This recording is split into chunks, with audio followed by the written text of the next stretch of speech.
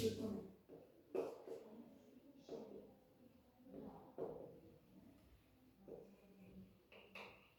Ot so'z turkumi qanday so'rovlarga javob beradi? Qanday so'rovlarga javob beradi ekan? Nima? Qayer? Tushundingmi? Xo'p, ot so'z turkumi kim, nima, qayer so'rovlariga javob beradi. Xo'p, ot so'z turkumining tuzilishiga ko'ra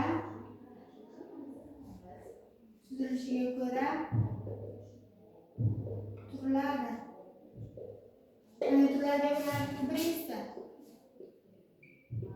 sodda, ikkinchisi qo'shma, uchinchisi juft, to'rtinchisi takror. Xo'p, sodda otlarni o'zini ikkiga bo'ladi. Tur hamda yasama. Turlarga misol aytamiz. Gul, kitob, qalamlar. Nima uchun qo'shimchasi borga olyapmiz? Hech qanday so'z yasamaganligi uchun. Endi yasama otlargacha. Masalan,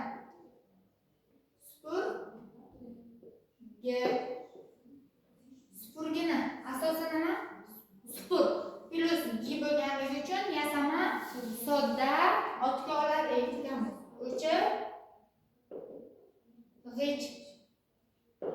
Masalan, o'chi fe'l g'ich qo'shimchasi qo'shilib sodda yasama otni tashkil qilyapti. Keyingisi qo'shma otlar. Qo'shma otlarni o'zini ham ikkiga bo'lib o'rganamiz. Birinchisi ikkita yoki uchta asosning qo'shilishidan tashkil topgan qo'shma otlar. Masalan, gul, beor. Gul ham asos, beor ham asos. Yoki qo'l ham asos, qop ham asos. Qo'shma otlar qanday bo'lar ekan? Ikkita yoki uchta asosning qo'shilishidan hosil bo'ladi. Lekin bitta so'roqqa javob beradi. Nima? Yoki suv, ilon qo'shib yoziladi va bitta so'roqqa javob beradi. Endi ikkinchi turi bu joy nomlari bilan bog'liq. Xo'p, masalan, Markaziy Osiyo ajratib yoziladi, lekin bitta so'roqqa javob berib, qayer so'rog'iga javob bo'ladi. Tushundingmi? Xo'p, masalan, ichki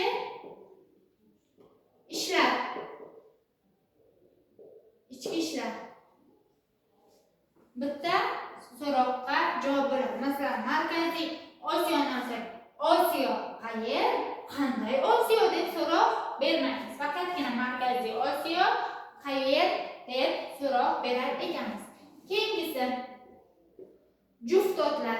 Juft otlar qanday bo'lardi? Ota, ona chiziqcha bilan yoziladigan, aka, uka, opa, singil kabi so'zlarimizni olishimiz mumkin. Endi takroriyatlar qanday bo'ladi? Asosning takrorlanishi va ikkinchi qismda bitta harfning tovushning o'zgarishi bilan sodir bo'ladi. Masalan, tuz. Bu o'zbekchilikda juda ko'p uchraydi. Masalan, choy, poy, qozon,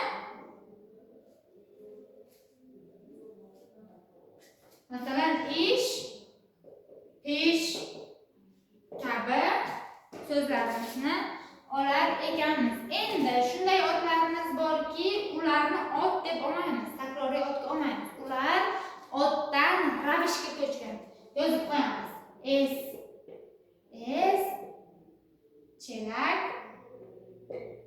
Chelak. kabi otlarimiz bor. Takroriy otlarimiz. Bularni masalan yomg'ir chelak qo'ydi deymizda. Nima qo'ydi yoki qanday qo'ydi demaymiz. Qay tarzda qo'ydi deymiz. Qay tarzda deb so'roq berib yoki qay holatda qo'ydi deb holat ravishi qilib olar ekanmiz. Tushundingmi? Xo'p, keyingisi otlarni yana ikkiga bo'lamiz. Bu tuzilishiga ko'ra 4 ga bo'linadi. O'tgan darsimizda ma'nosiga ko'ra atoqli hamda turdosh otlarga bo'lgan edik. Endi aniq otlar va mavhum otlarga bo'lamiz.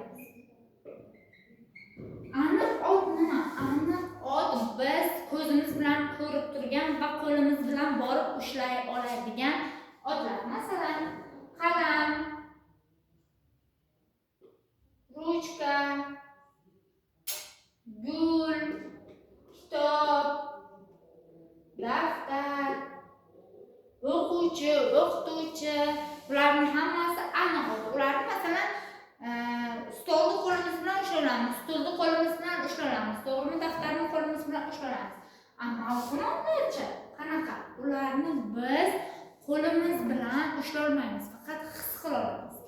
Ichki kechinmalarga asoslangan otlar bu mavhum otlar deyiladi. Masalan, sevgi, muhabbat his qila olamizmi? Ushlay olamizmi qo'limiz bilan? Iztirob kabi otlarimizda misol qilib, masalan, yig'i, qayg'urish, u qayg'urdi deymiz-ku.